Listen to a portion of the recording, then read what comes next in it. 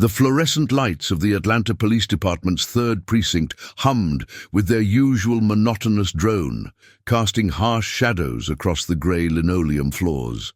Officer Rebecca Collins sat at her desk, her fingers trembling slightly as she stared at the evidence bag in front of her. Inside was a brick of cocaine, supposedly seized from a raid 3 days ago. Except Rebecca knew the truth. She'd been there. She'd seen Sergeant Vincent Kane pocket 2 identical bags before logging only this one into evidence. Her stomach churned. 7 months on the force, and this was the moment she'd been dreading since the academy. The moment when idealism crashed headfirst into reality. Rebecca had joined the Atlanta PD because she believed in justice, in protecting people, in making a difference. Her sister Sarah had inspired that dream, even though Sarah had left local law enforcement years ago for reasons she could never fully explain. Rebecca glanced around the bullpen. Officers typed reports, joked by the coffee machine, lived their routines. Did they know? Were they part of it? Or were they like her, willfully blind until they couldn't be anymore? Collins. The voice cut through her thoughts like a blade. Sergeant Vincent Kane stood beside her desk, arms crossed, his weathered face carved from decades of street work and secrets. He was 52, built like a linebacker gone slightly to seed, with iron-grey hair and eyes that had seen too much and felt too little. "Yes, Sergeant?" Rebecca kept her voice steady. "Captain wants that evidence logged and transferred to the DA's office by end of shift. You got that covered?" "Yes, sir." Kane's eyes narrowed. "Good. Wouldn't want any irregularities. Paperwork's got to be perfect, you understand me?" The emphasis on that last word made her skin crawl. He knew she'd seen something. "I understand, Sergeant." Kane leaned closer, his voice dropping to a whisper only she could hear. "I've been doing this job since before you were born, Collins. I know every trick, every angle, every way things can go wrong for a rookie who doesn't know when to keep her mouth shut. Your sister might have been someone special around here once, but she's gone. You're alone. Remember that." He straightened up, his public face sliding back into place. "Good talk, officer. Carry on." Rebecca watched him walk away, her heart hammering against her ribs. The threat was clear, the isolation was intentional, and he was right about one thing: Sarah was gone. Sarah had left Atlanta PD 7 years ago for some federal assignment she couldn't discuss. They talked maybe once a month, brief calls that danced around the truth of what Sarah actually did now. But Rebecca wasn't going to let this slide. Not the drugs, not the corruption, not the threat. She pulled out her phone, stepped into the stairwell for privacy, and dialed her sister's number. It rang 4 times before going to voicemail. "Sarah, it's me. I need to talk to you. It's important. Please call me back when you can." She hung up, feeling the weight of solitude pressing down on her shoulders. 3,000 miles away, Sarah Collins sat in the back of a black SUV racing through the rain-slicked streets of London. Her jaw was tight, her green eyes fixed on the tablet in her lap, displaying mission debriefing documents. The operation in Prague had been successful, a rogue weapons dealer neutralized, a shipment of stolen military tech recovered, but it had been messy. Too many variables, too many close calls. Max lay beside her on the seat, his Belgian Malinois body relaxed but alert, dark eyes watching her with the intuitive understanding only a true partner could possess. His tactical vest was still on, the MI6 insignia barely visible in the dim interior light. Sarah's phone buzzed. She glanced at the screen. Rebecca, a missed call, a voicemail. Sarah's expression shifted immediately. Rebecca never called unless it was important. They had an understanding. Sarah's work meant unpredictable availability, and Rebecca respected that boundary. A voicemail meant something was wrong. She played the message, listening to her sister's voice, the slight tremor, the forced casualness that couldn't quite mask the fear underneath. "Pull over," Sarah told the driver. "Ma'am, we're scheduled for debriefing in 20 minutes. "Pull over." The SUV slid to the curb. Sarah opened the door, Max jumping out beside her. Rain pattered against her tactical jacket as she stepped onto the sidewalk, phone pressed to her ear. She called Rebecca back. It rang twice. "Sarah?" Rebecca's voice cracked with relief. "What's wrong? I can't talk here. Are you back in the States?" "London. What happened?" Silence. Then quietly, "There's corruption in my precinct. Bad corruption. I witnessed something I shouldn't have, and now I'm being threatened. I don't know who to trust here, Sarah. I don't know what to do." Sarah's mind shifted instantly into operational mode. Threat assessment, asset protection. Her sister was in danger. "Tell me everything, right now." Rebecca's words tumbled out in a rush. The drugs, Kane, the veiled threats, the isolation. Sarah listened without interrupting, filing away every detail, already forming a plan. "Listen to me carefully," Sarah said when Rebecca finished. "Don't confront Kane again. Don't talk to anyone else about this. Act normal."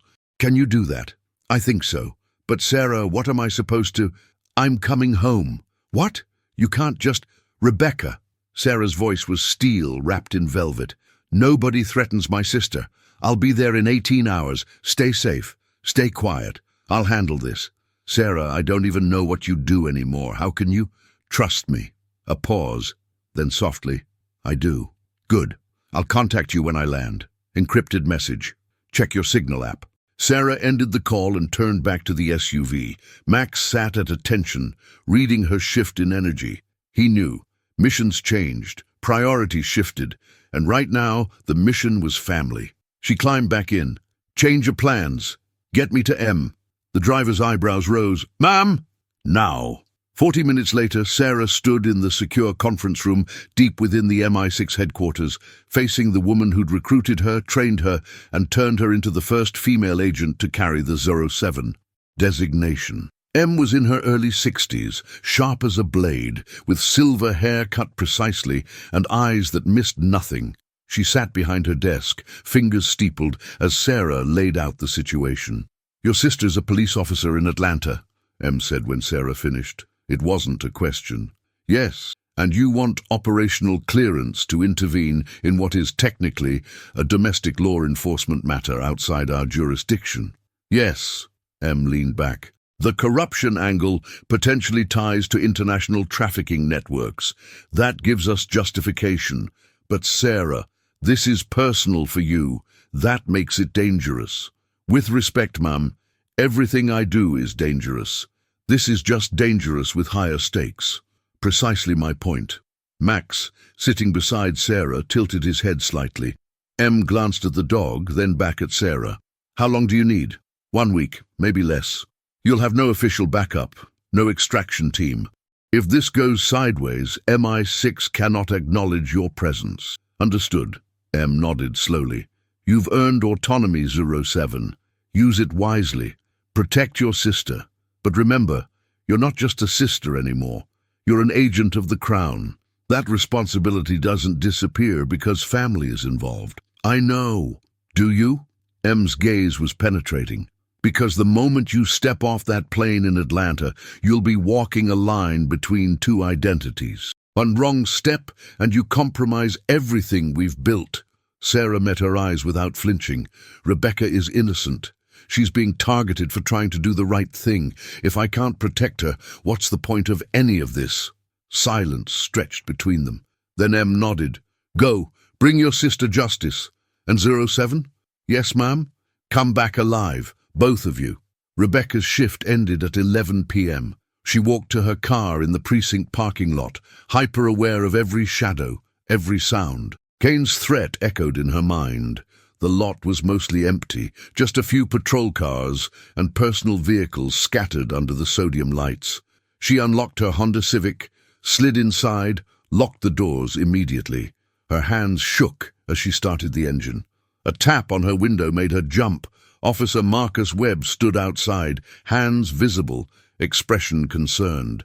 He was 30, black, one of the few colleagues who'd been genuinely friendly to her since she joined. Rebecca cracked the window an inch. "Marcus, you scared me." "Sorry. Look, I saw Kane talking to you earlier. Just wanted to make sure you're okay." "I'm fine." "Rebecca," his voice dropped, "I know how Kane operates.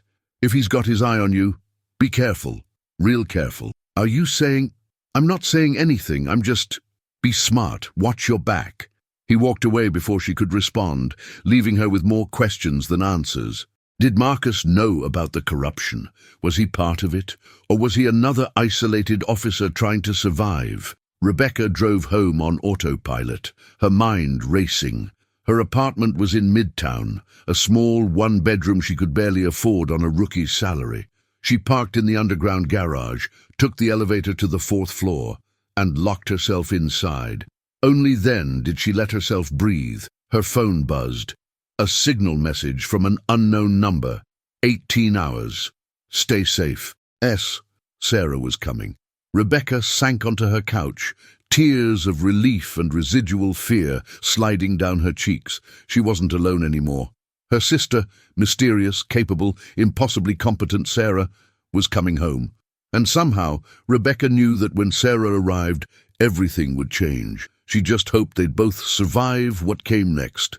Sarah boarded the private MI6 jet at 300 hours, Max settling beside her as the aircraft lifted off into the pre-dawn darkness. London fell away beneath them, replaced by clouds and stars. She opened her laptop, accessing secure MI6 databases. Time to learn everything about Sergeant Vincent Kane, his history, his associates, his vulnerabilities. If he wanted to threaten her sister, he'd just made the biggest mistake of his life, because Rebecca Collins might be alone in Atlanta. But Sarah Collins, Agent 07, was on her way, and she was bringing justice with her. Max rested his head on her lap, sensing her determination. Sarah scratched behind his ears absently, her mind already in Atlanta, already planning. Kane had no idea what was coming for him, but he would learn.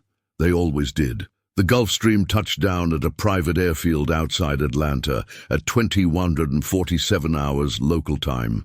Sarah Collins descended the stairs with Max at her side, both moving with the fluid efficiency of operatives returning to familiar yet hostile territory.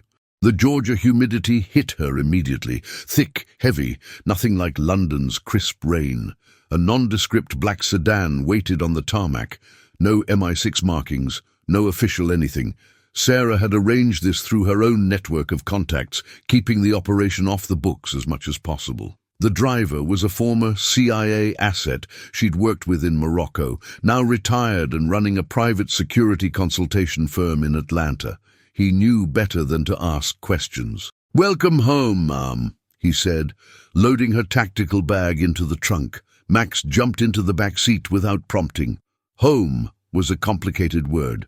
Sarah had grown up in Atlanta, but she'd left that life behind when she joined the K9 unit, and left it even further behind when Bond recruited her. Now Atlanta was just another city, another operational theater, except Rebecca was here, and that changed everything. "Safe house is set up in Buckhead," the driver said as they pulled away from the airfield. "Fully stocked, secure communications, clean weapons, everything you requested."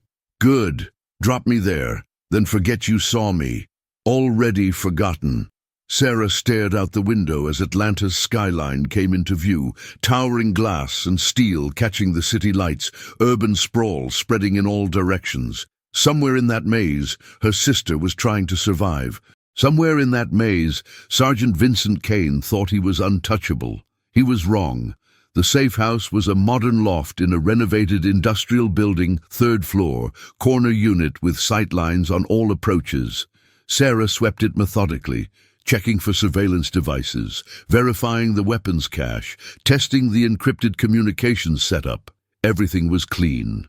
Max explored the space with professional interest, then settled near the window where he could monitor the street below. Sarah appreciated his instincts. Even in a safe location, vigilance was survival.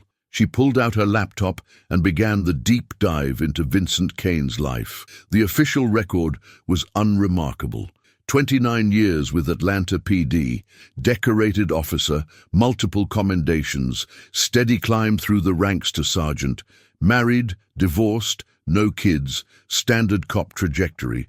But Sarah didn't trust official records. She accessed MI6's intelligence databases, cross-referencing Kane with known criminal networks, financial irregularities, suspicious patterns. The algorithms worked while she unpacked her gear, Tactical clothing, surveillance equipment, the custom weapons Q branch had designed specifically for her. 40 minutes later, the computer pinged. Sarah sat down, reading the results.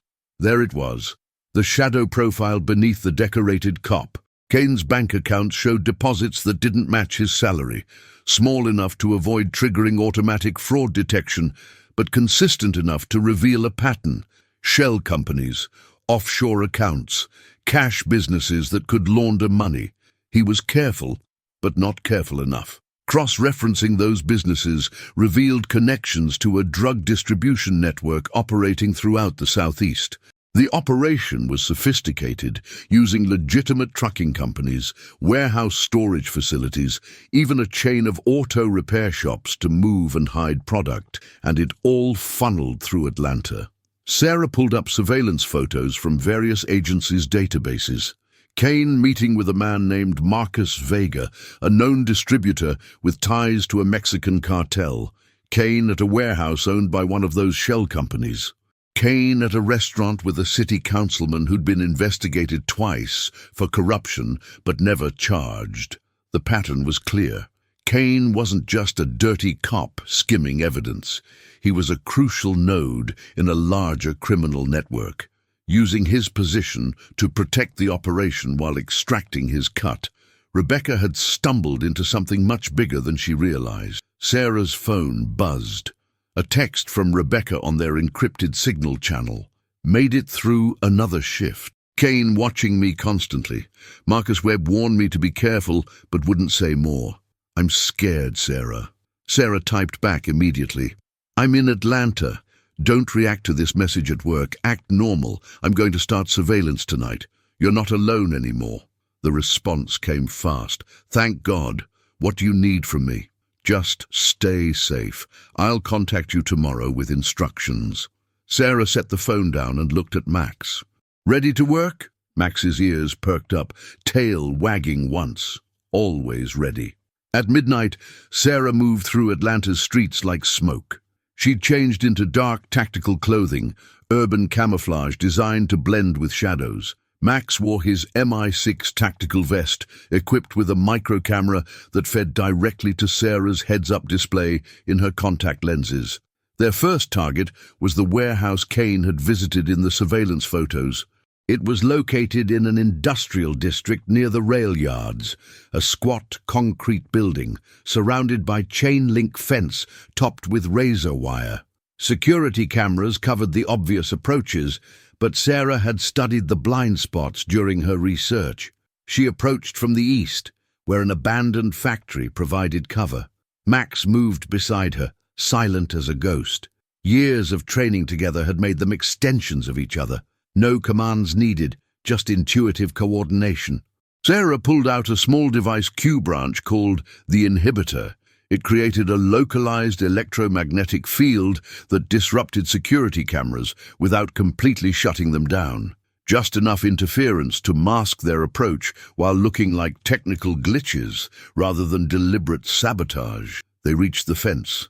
Sarah produced a compact set of bolt cutters, making a clean opening low to the ground. Max slipped through first, Sarah following immediately, both disappearing into the shadows along the warehouse wall.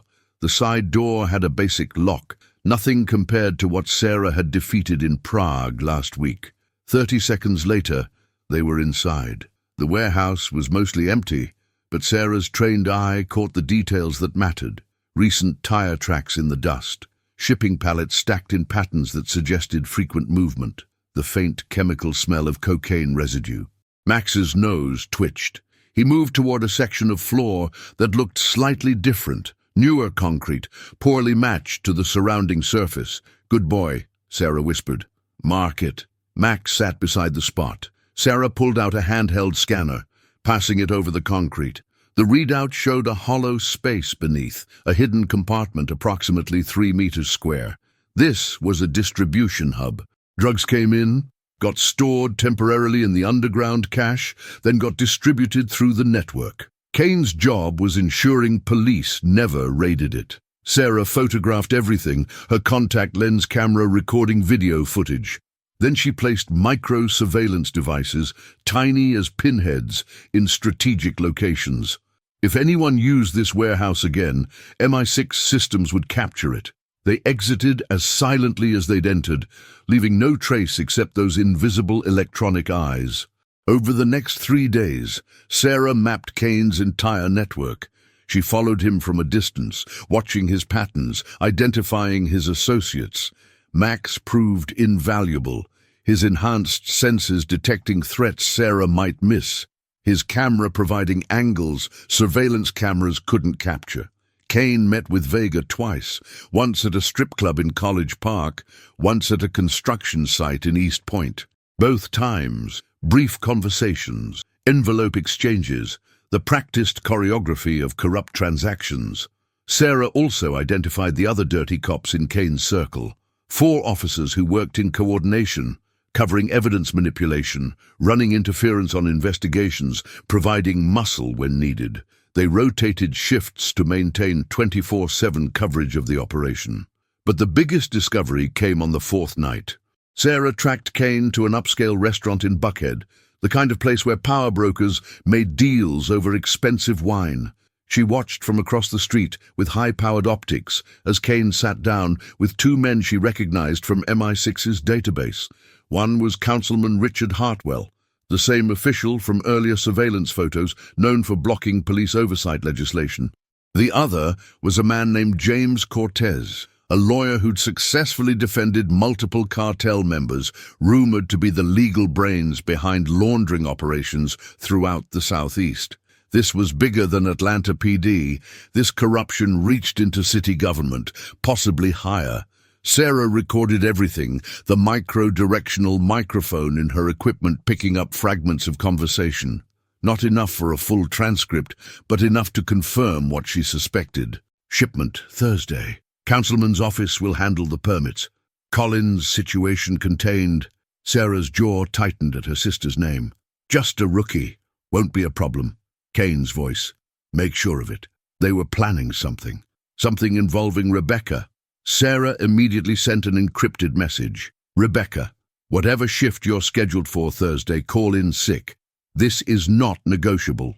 The response took 3 minutes. I can't just skip work. It'll look suspicious. Thursday, you have the flu. Convince them. Your life may depend on it. A longer pause. Then, okay, I trust you. Sarah pocketed her phone, watching Kane and his associates through the restaurant window. They looked comfortable, confident, untouchable.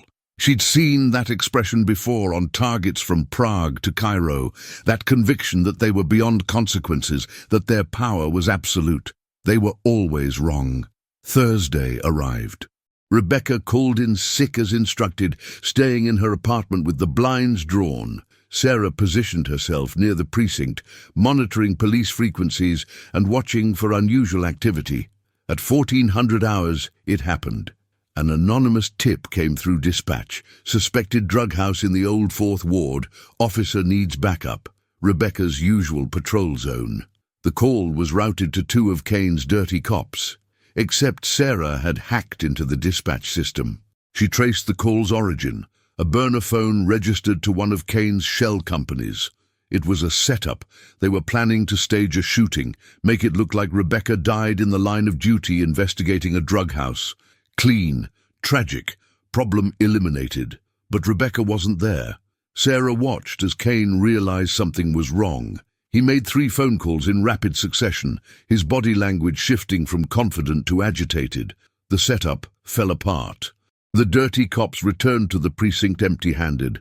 Sarah smiled coldly, first move intercepted. That evening, she met Rebecca at the safe house for the first time since returning to Atlanta. Her sister looked exhausted, dark circles under her eyes, stress written in every line of her face. But when she saw Sarah, relief flooded her expression. Sarah? They embraced, and Sarah felt her sister trembling. You're safe now, Sarah said quietly. I've got you. Rebecca pulled back, studying Sarah with a mix of awe and confusion.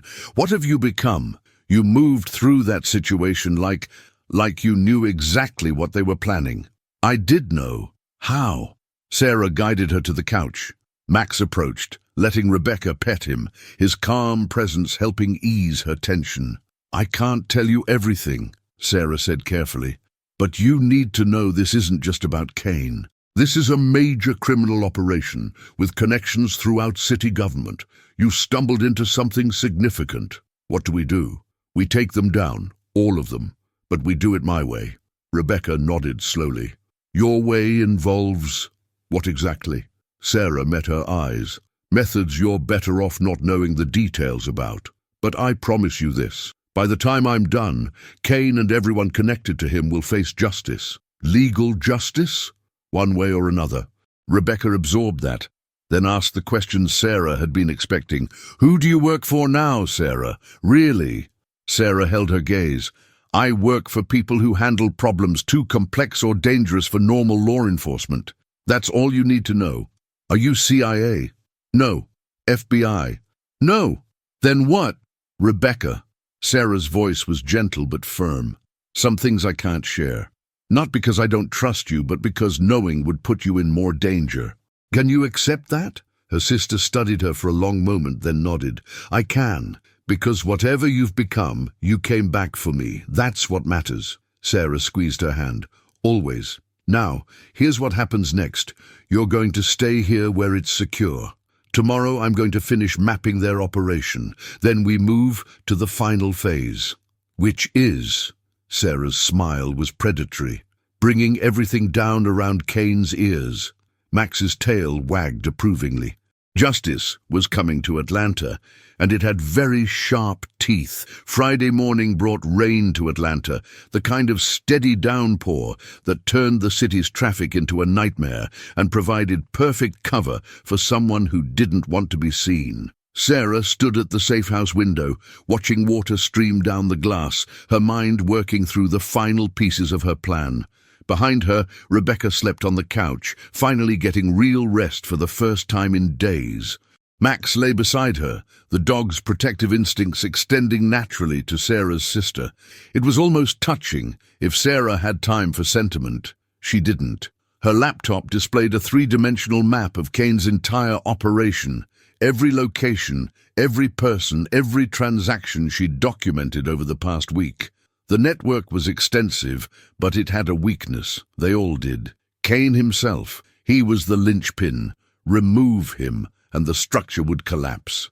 But Sarah needed more than just Kane behind bars. She needed evidence that would take down everyone connected to him. The dirty cops, the councilman, the lawyer, Vega, all of it. One comprehensive takedown that would withstand legal scrutiny and media attention. That meant getting inside Kane's inner circle. That meant risk. Sarah's phone buzzed with an encrypted message from M. "Status report overdue. Situation contained." Sarah typed back, "Infiltration phase beginning. Target identified. Network mapped. Estimate 48 hours to resolution." The response was immediate. "Acceptable. Resources available if needed. Do not compromise cover." "Understood." Sarah closed the laptop and moved to her equipment bag. Time to become someone else. The transformation took 90 minutes.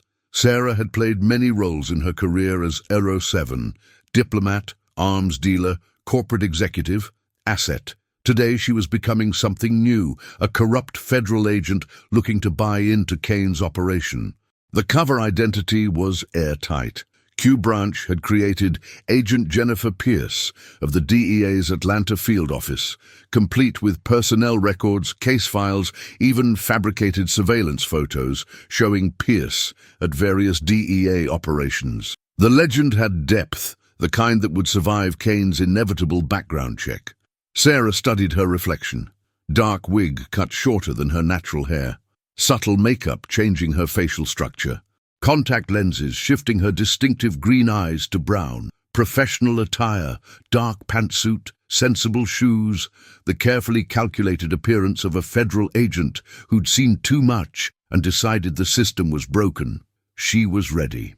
Rebecca woke as Sarah was preparing to leave. Her sister stared at her transformation with visible shock. "Sarah, I barely recognize you." "That's the point." Sarah checked her weapon. A Glock 19, standard DEA issue, registered to Jennifer Pierce. I'm going to make contact with Kane today, offer him something he can't refuse, which is access to federal evidence databases, protection from DEA investigations, everything a dirty cop dreams about. Sarah met Rebecca's eyes. This is the dangerous part. Once I'm inside, I'm on my own. If something goes wrong, don't say that. If something goes wrong, Sarah continued firmly, there's a protocol. Stay here. Don't leave for any reason. There's a phone number in the kitchen drawer. Memorize it, then destroy the paper. That number reaches people who will extract you safely.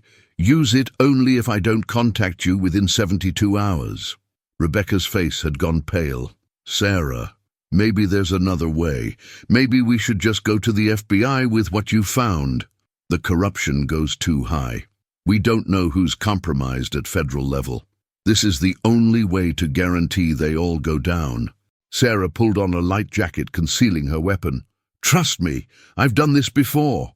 Done what exactly? Sarah smiled without humor. Walked into the lion's den and walked back out alive. Max approached, sensing the shift in energy. Sarah knelt beside him, scratching behind his ears. Not this time, boy. You stay here. Protect Rebecca.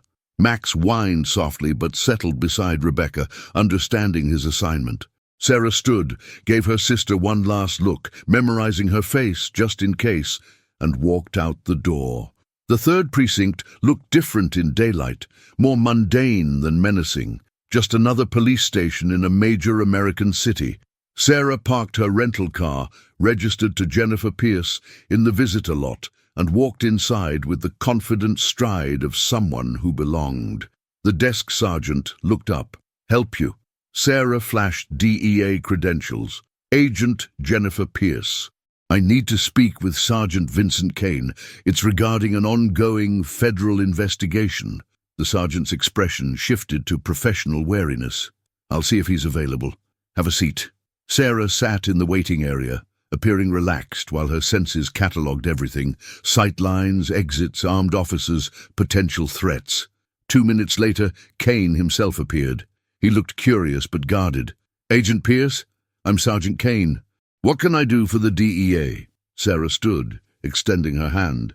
Is there somewhere we can talk privately? This is a sensitive matter. Kane's eyes narrowed slightly, but he nodded. Conference room 2. Follow me. They walked through the precinct, and Sarah marked the locations of Kane's dirty cops, 2 at their desks, 1 in the break room. All 3 watched her passage with interest. New federal agent in their house. Of course they'd notice. The conference room was small, windowless, with a table and 4 chairs. Kane closed the door. What's this about, Agent Pierce? Sarah didn't sit. She pulled a small device from her pocket, an RF jammer that would prevent any recording devices from functioning, and activated it. Kane noticed immediately. What the hell? Relax, Sergeant. I'm here to make your life easier, not harder. Sarah's voice had shifted, taking on the weary cynicism of a burned-out federal agent. I know what you're running, the distribution network, the connections to Vega, the protection you're providing. Kane's hand moved toward his weapon, but Sarah held up a calming hand. If I was here to arrest you, you'd already be in cuffs. I'm here because we have mutual interests. I don't know what you're talking about. Yes, you do. And we're going to skip the denial phase because we don't have time for it. Sarah pulled out a tablet, showing him surveillance photos. Him with Vega, him at the warehouse, him with Cortez. DEA has been building a case. But here's the thing, Sergeant. I don't care about your operation. Kane's expression was stone. Then what do you want? 20% and protection. Silence. Kane studied her, recalculating. You're dirty. I'm practical. I've spent 8 years busting my ass for the DEA, watching dealers walk on technicalities while I make government salary. Meanwhile, people like you are pulling in 6 figures on the side. Sarah leaned against the table. I've got access to federal evidence databases, investigation schedules, informant identities, information that's worth a lot to someone in your position, and I want my cut. Kane's posture shifted slightly, still cautious, but considering. Why should I believe you? Because I brought you this. Sarah pulled up another file on the tablet. DEA is planning a multi-agency task force operation targeting Southeast distribution networks. Launch date is 3 weeks from now. Your operation is one of 6 primary targets.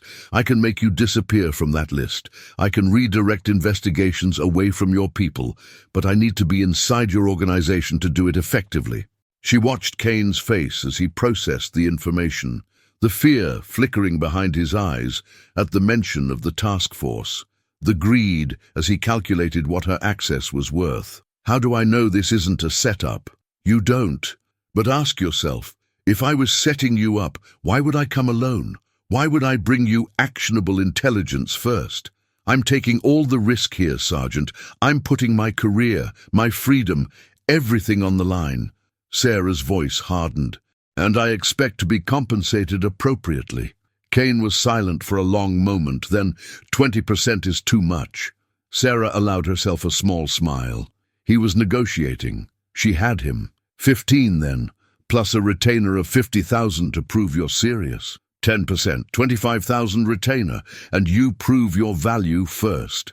How? There's a problem I need handled. A rookie officer who's been asking questions. Officer Rebecca Collins. She witnessed something she shouldn't have. I need her taken care of, but it needs to look clean, natural. Can you make that happen? Sarah felt ice in her veins, but kept her expression neutral. Killing a cop brings heat. Not if it's done right. Accident, suicide, drug overdose, I don't care how. Just make it happen. That'll cost extra. Kane smiled coldly. Consider it your entrance exam. Sarah pretended to consider, then nodded. Fine.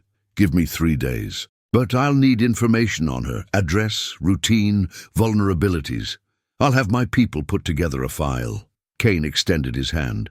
Welcome to the team, Agent Pierce. Sarah shook it, meeting his eyes. Pleasure doing business with you, Sergeant. Sarah left the precinct 20 minutes later with a burner phone containing Kane's direct number and a promise that the file on Rebecca would be delivered within hours. Her expression remained neutral until she was back in her car, driving away. Then her hands tightened on the steering wheel, knuckles white. Kane wanted her to kill Rebecca, her own sister. The casual way he'd ordered it made her want to turn the car around and put a bullet between his eyes right there in the precinct. But that wasn't the mission. The mission was bringing them all down. And she was inside now. She had access. Her phone buzzed. A text from an unknown number with a photo attached. Kane's file on Rebecca. Her sister's address, her schedule, places she frequented. Everything someone would need to plan a murder. Sarah's jaw clenched. She forwarded the file to her secure MI6 server, then deleted it from her phone. Another message came through, this time from Kane himself. Meeting tonight, 2200 hours, warehouse on Sullivan Street. Come alone. We'll discuss details. The same warehouse Sarah had infiltrated earlier. Kane was bringing her into the inner circle faster than she'd anticipated. Probably wanted to test her, see if she'd really go through with killing a cop. Sarah texted back, confirmed. She drove to a secure location, a parking garage with no cameras, and made an encrypted call to M. Report! M's voice was crisp. I'm inside. Kane accepted the cover. He's requested I eliminate my sister as proof of loyalty. Unacceptable risk. Agreed, but it gives us an opportunity. Kane's calling a meeting tonight at one of their distribution hubs. I'll be in the room with the leadership. I can get everything we need. Faces, voices, evidence of conspiracy. And if they realize who you are, then Max becomes an orphan. Sarah's voice was dry. But they won't. The cover's solid. I just need to maintain it for another 48 hours. What do you need from us? Tactical support on standby. Not for extraction, I need to maintain cover, but in case this escalates into a hot situation. Also, I need Q branch to create evidence that I've started surveillance on Rebecca, something I can show Kane to buy more time. Done. Anything else? Sarah hesitated. If this goes wrong, make sure Rebecca is protected. She's innocent in all this. 07. M's voice softened slightly. You've successfully completed 18 missions as a 00 agent. You've survived situations that would have killed lesser operatives. Trust your training, trust your instincts, and come home alive. Yes, ma'am. Sarah ended the call and allowed herself 30 seconds to feel the weight of what she was about to do. Walking into a meeting with some of Atlanta's most dangerous criminals, alone, pretending to be one of them. It was exactly the kind of situation Bond would have thrived in. Sarah started the car. Time to live up to the number she carried. At 2200 hours, Sarah arrived at the Sullivan Street warehouse. 3 cars were already there. Kane's department-issued sedan, a black Mercedes she recognized as belonging to Marcus Vega, and a BMW registered to James Cortez. The inner circle was here. Sarah parked and approached the side entrance. The door opened before she reached it. One of Kane's dirty cops stood there, hard-faced, hand near his weapon. Agent Pierce, arms out. Sarah complied as he patted her down, finding her Glock. He didn't take it, just confirmed she was carrying standard equipment, nothing electronic that could record, nothing that suggested she was anything other than what she claimed. Clean. Go ahead. Sarah entered the warehouse. In the center, under harsh industrial lights, Kane stood with 3 others, Vega, Cortez, and a man she didn't recognize. Hard features, expensive suit, the bearing of someone accustomed to violence and power. Kane made introductions. Gentlemen, this is Agent Jennifer Pierce, DEA. She's going to be our eyes and ears inside federal law enforcement. Pierce, you know Vega. This is James Cortez, our legal counsel, and this is Roman Volkov. He represents our suppliers. Volkov, Russian. That meant cartel connections went international. The operation was even bigger than Sarah had realized. Gentlemen? Sarah nodded professionally. Volkov studied her with cold eyes. You are very brave, or very foolish, Agent Pierce. Walking into this meeting alone. I'm practical, and I don't like leaving money on the table. Volkov smiled without warmth. Sergeant Kane tells us you have information about a federal task force. I do, and I'll share it once we establish terms. I don't work for free.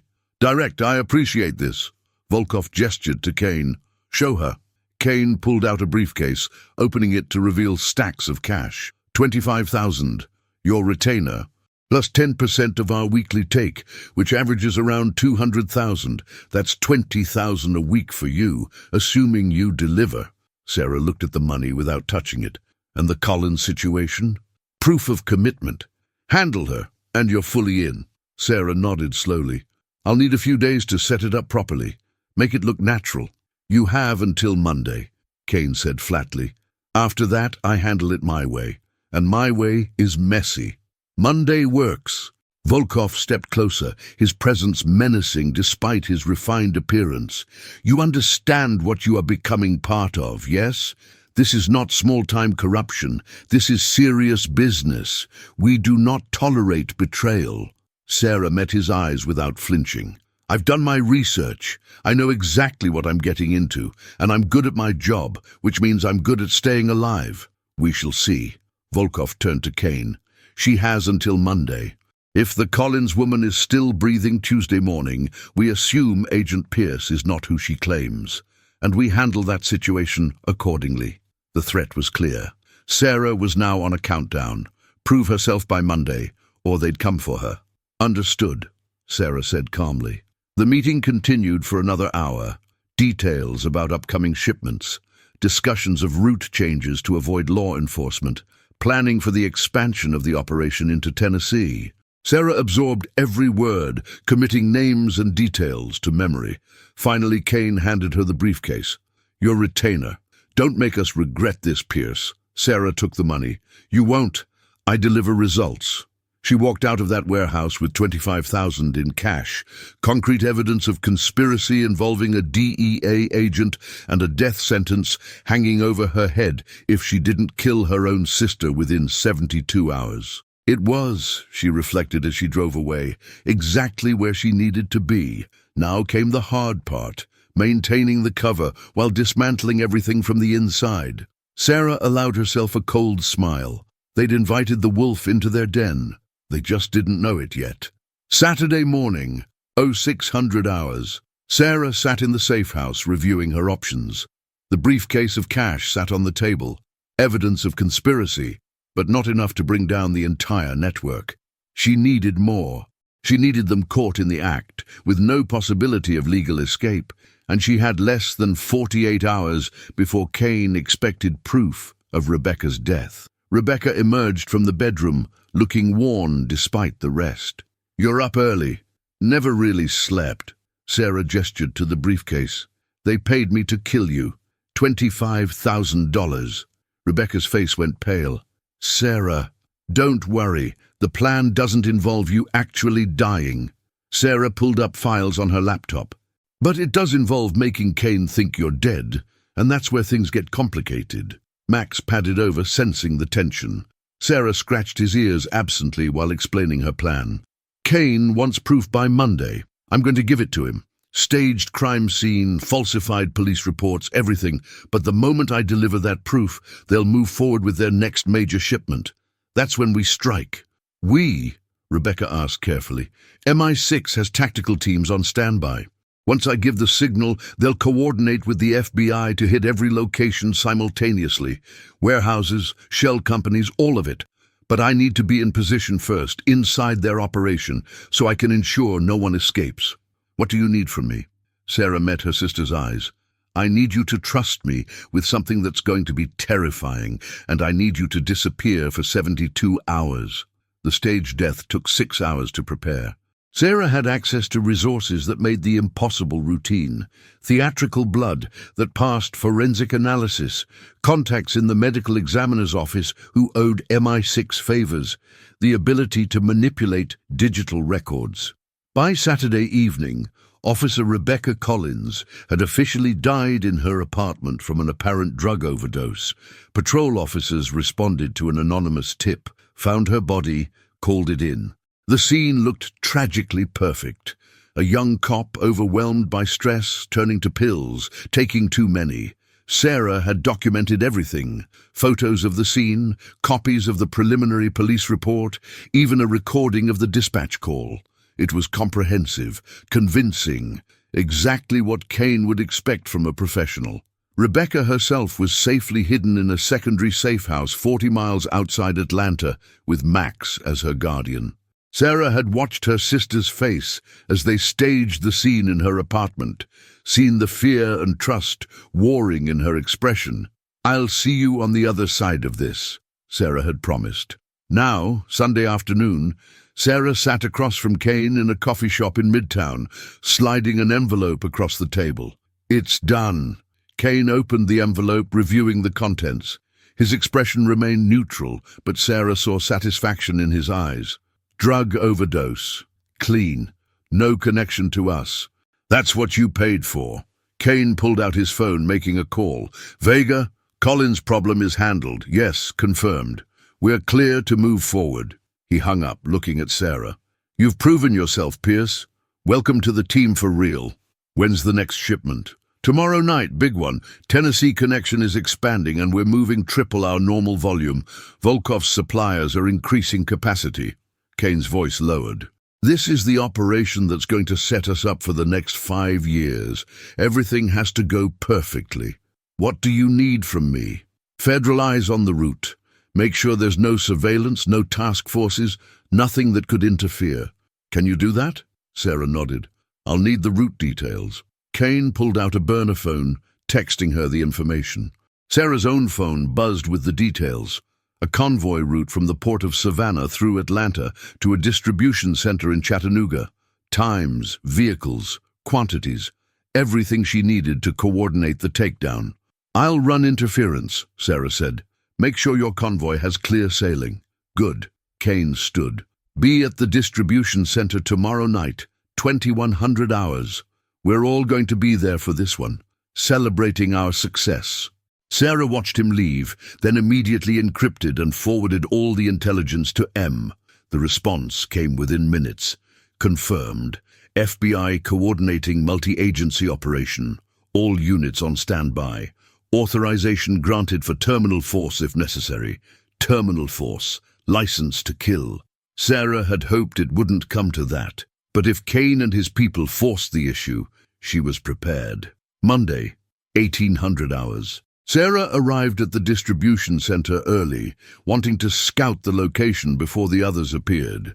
It was an abandoned textile factory on the outskirts of Atlanta, 5 stories of decaying industrial architecture surrounded by empty lots and forgotten infrastructure. Perfect place for a criminal operation. Isolated, multiple exits, easy to defend, also perfect for a trap. Sarah moved through the building methodically, identifying positions, exits, weak points. The main floor was where they'd gather. Large open space, good for moving product. Upper floors were offices and storage, mostly gutted. Basement level held old machinery and structural supports. She placed 3 micro-explosives in strategic positions, not enough to bring down the building, but enough to block exits if needed. Insurance. She also marked sniper positions for the MI6 tactical team that would be providing overwatch. By 20-30 hours, the players began arriving. Kane came first, with his dirty cops, 4 men armed and alert. Then Vega with a crew of cartel enforcers. Cortez arrived alone, but with the confidence of a man who knew the law couldn't touch him. Finally, Volkov and 2 associates who had the cold professionalism of former military. Sarah counted 13 hostiles, all armed, all dangerous. The convoy trucks rolled in at 2100 hours exactly, 3 panel vans loaded with cocaine. Street value somewhere north of $20 million. Volkov supervised the unloading personally, checking product quality, while Kane's people handled logistics. Sarah stood to the side, playing her role as federal protection. Beautiful, yes? Volkov approached her, watching the stacks of wrapped cocaine accumulate. This is what real power looks like, Agent Pierce. Not badges, not laws, product, money, control. Impressive operation, Sarah agreed. You are part of it now. Your federal access makes you valuable, very valuable. Volkov's smile was predatory. We have plans for expansion. DEA intelligence will be crucial. I hope you are prepared for long-term commitment, as long as the money's right. Oh, it will be. After tonight, everyone here becomes very rich. Sarah's earpiece, disguised as a Bluetooth headset, crackled with MI6's encrypted channel. All units in position. Awaiting your signal, 07. She needed to time this perfectly. Wait until the product was fully unloaded. Everyone gathered, evidence irrefutable. Kane called everyone together. Gentlemen and lady, he nodded to Sarah. Tonight marks a new chapter. Our operation has grown beyond anything we imagined. This shipment represents our largest movement yet, and thanks to our new federal asset, we operate with complete protection. Murmurs of approval. Volkov raised a glass of expensive vodka. To success, to power, to... Sarah's hand moved to her concealed panic button. To justice, she pressed it. 3 things happened simultaneously. The building's exterior lights died, plunging the perimeter into darkness. FBI breach teams hit every entrance with flashbangs and breaching charges. And Sarah drew her Glock, dropping her disguise instantly. Federal agents! Nobody move! The room exploded into chaos. Kane's people went for their weapons. Vega's enforcers scattered toward exits. Volkov and his men moved with military precision, returning fire at the FBI teams, breaching through the doors.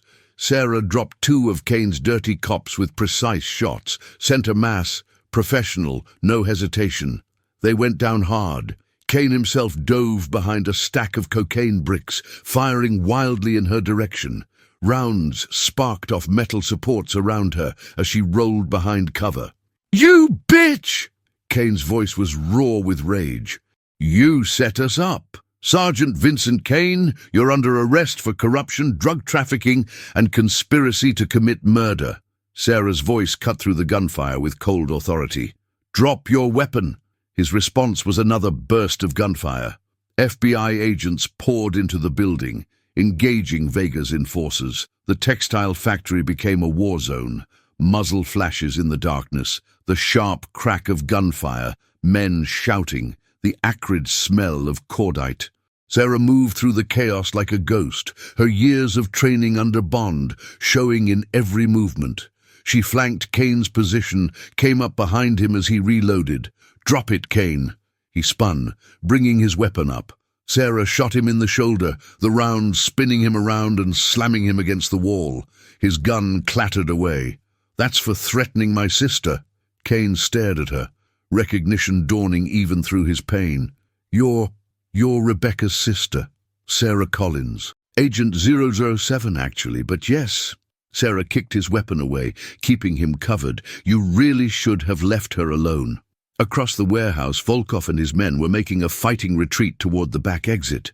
FBI agents pressed them hard, but the Russians were professionals, laying down covering fire with brutal efficiency. Sarah's earpiece crackled. 007, Volkov's team is attempting to breach the west exit. They have hostages, 2 FBI agents. Damn. Sarah zip-tied Kane to a structural support and moved toward the west side. She could see Volkov and his 2 associates using FBI agents as human shields, backing toward the exit. "Let them go!" Sarah called out. "There's nowhere to run. The building is surrounded." Volkov's laugh was harsh. "You think I fear American prison? I have diplomatic immunity, I have lawyers, I have connections. I walk away from this.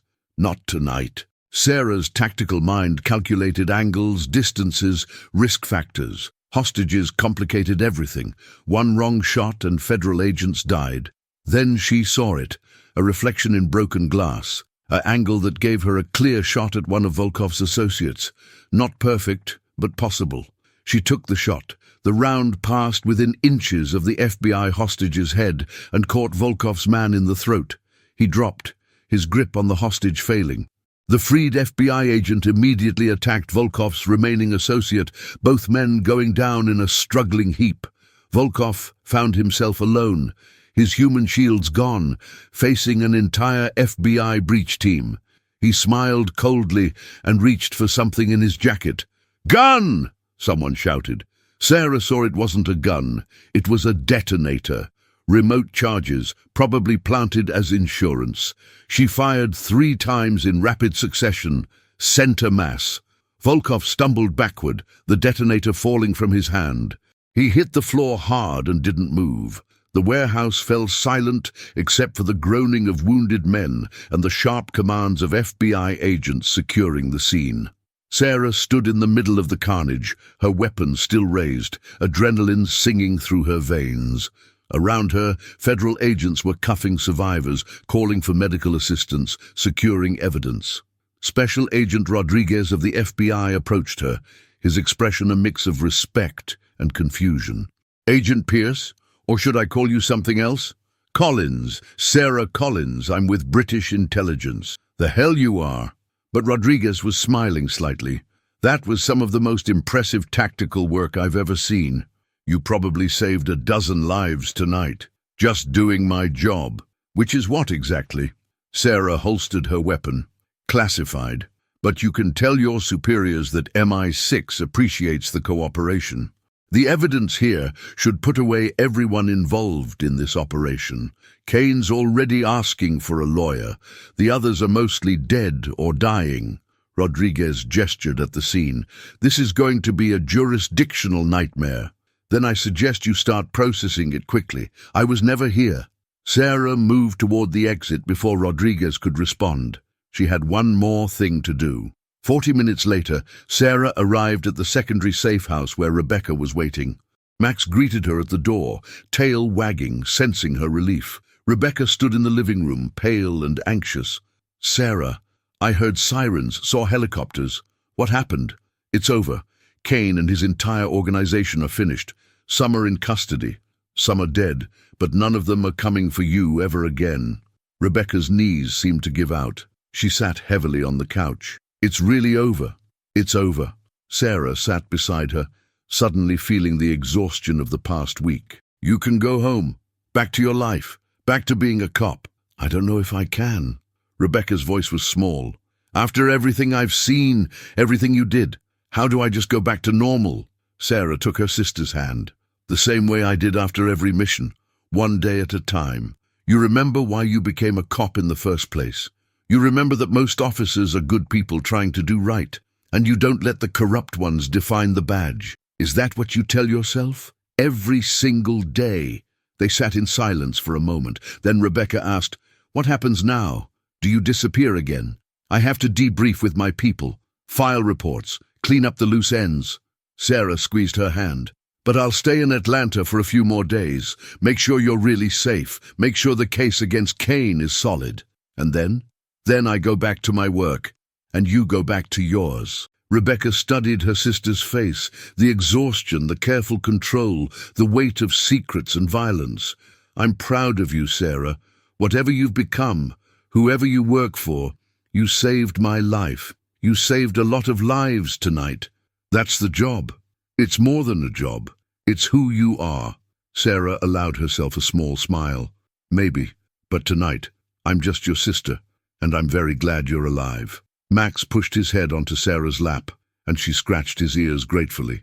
Outside, Atlanta continued its night. Sirens in the distance, the cleanup beginning, justice grinding forward.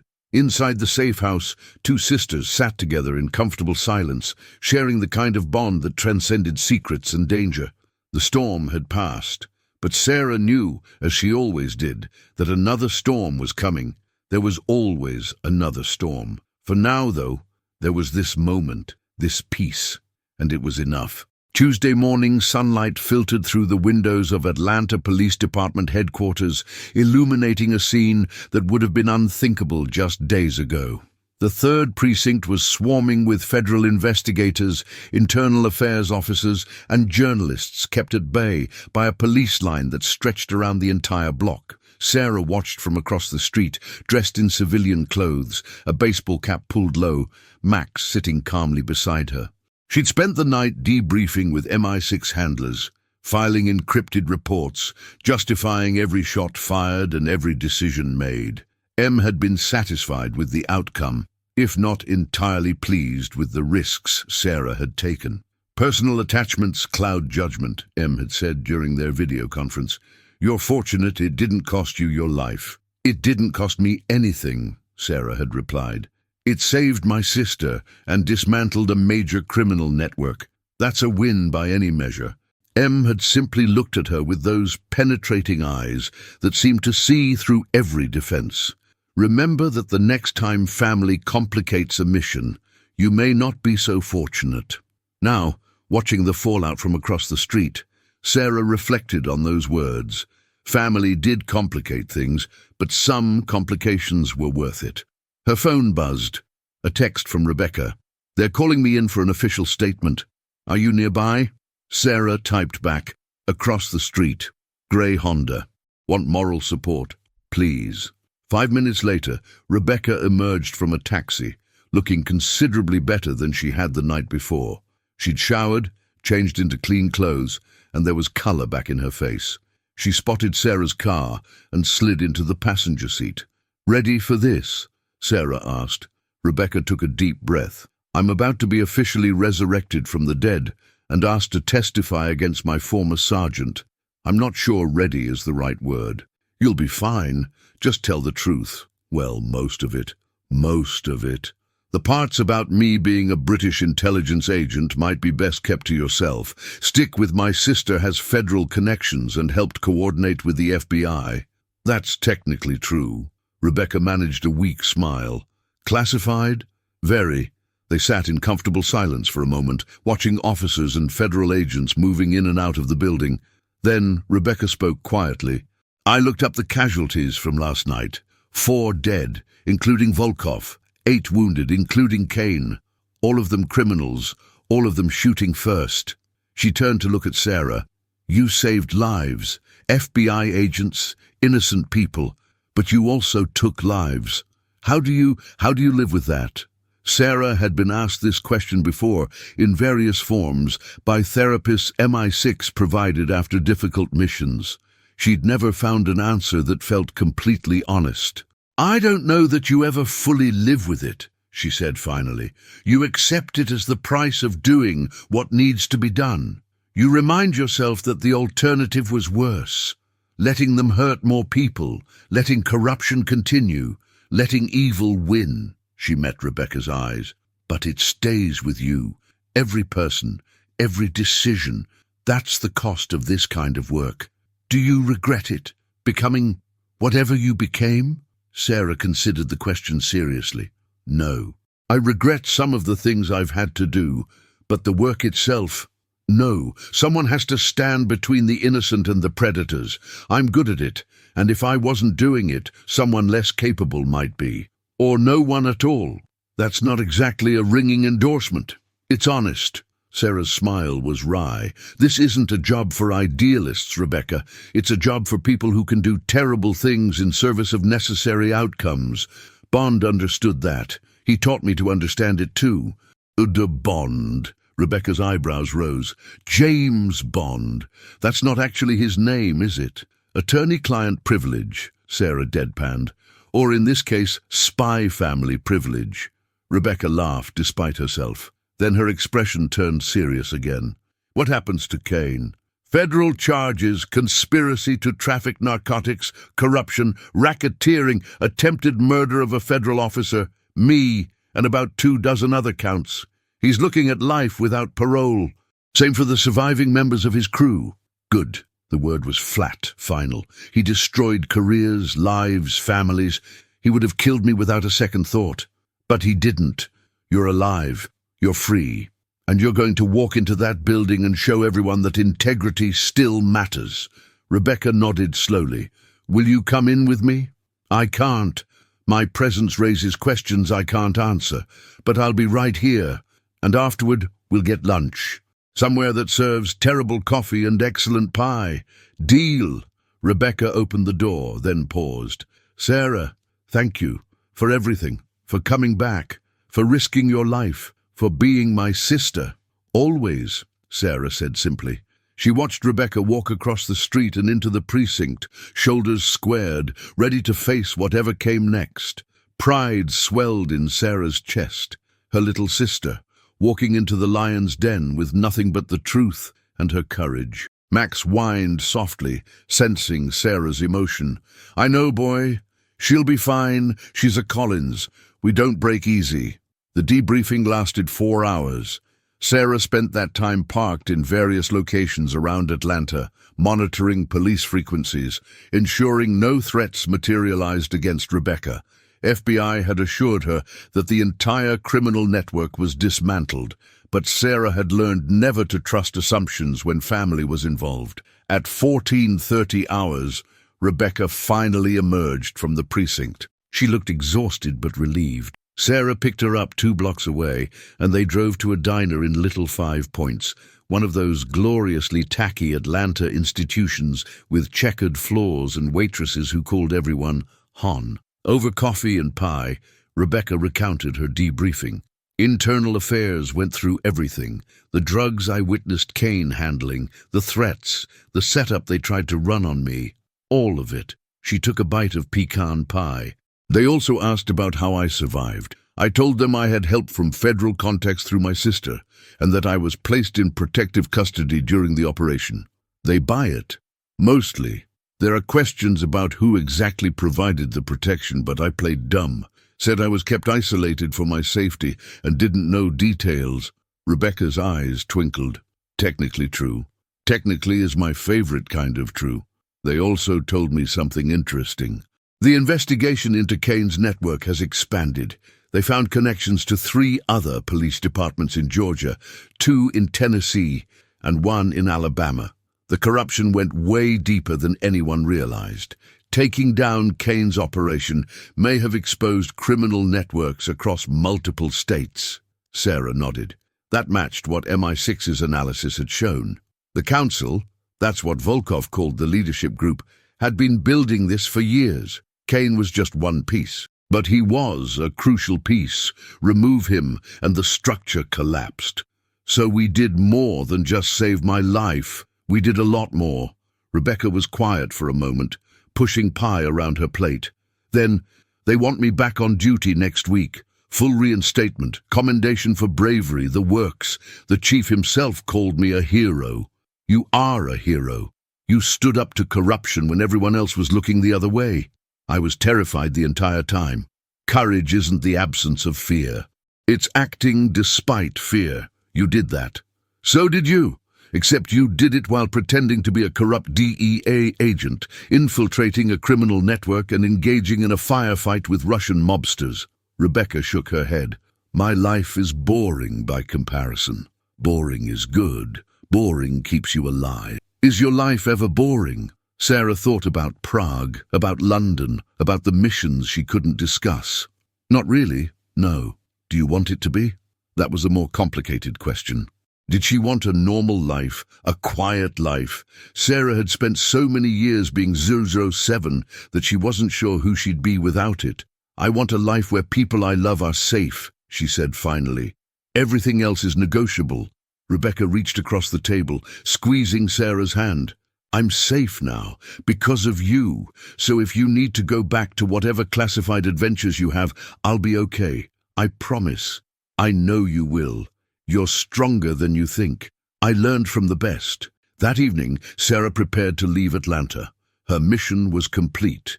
Rebecca was safe. The criminals were facing justice. MI6 was already reassigning her to monitoring potential threats in Eastern Europe. The normal rhythm of a 00 agent's life, never staying anywhere long, never building roots, always moving toward the next crisis. But first, one last dinner with Rebecca at the safe house. They ordered Thai food and sat on the floor like they had as kids, Max between them accepting the occasional piece of chicken as tribute. What will you tell people? Rebecca asked. About what you do? Same thing I always tell them. Federal consultant, boring government work, lots of travel. Most people don't push beyond that. And when you're not being a secret agent? I read. I train. I spend time with Max. I maintain relationships with the few people who know what I really do. Sarah's smile was slightly sad. It's not exactly a normal life, but it's your life. It is. They finished dinner and cleaned up together, falling into the comfortable patterns of siblings who'd known each other forever, despite the years of separation. At 2100 hours, a car arrived to take Sarah to the airport, a private flight back to London, then back to the endless cycle of briefings, training, missions. Sarah packed her gear efficiently, making sure everything was accounted for. Max sat by the door, knowing they were leaving but patient as always. Rebecca walked her out to the car. For a moment they just stood there. Sisters, separated by secrets and different paths, but connected by something deeper than circumstance. Stay safe, Rebecca said. Whatever you're doing out there, wherever you go, stay safe. You too. And Rebecca, Sarah's voice was serious. If you ever need me again, for any reason, I'll come, no matter what. I know. That's what sisters do. They hugged. A real embrace, not the awkward half-hug of distant relatives, but the fierce connection of family that had survived everything thrown at it. Then Sarah got in the car with Max, and they drove away into the Atlanta night. Rebecca watched until the taillights disappeared, feeling the strange mix of gratitude, sadness, and pride. Her sister was a spy, a real, actual spy, a person who saved lives and stopped criminals, and did things that would never appear in any official record. But she was also still Sarah, still her sister, still the person who came when called, who risked everything for family, who proved that some bonds couldn't be broken by time or distance or secrets. Rebecca turned and walked back into the safe house, already thinking about returning to duty next week, about rebuilding her career, about facing her colleagues who thought she'd died and returned. Life would be complicated, but it would be honest. And after everything that had happened, honest felt like a gift. On the plane to London, Sarah sat with her laptop open, reviewing files for the next assignment. Something about weapons trafficking in Prague, potential connections to extremist groups, the usual cocktail of danger and moral ambiguity.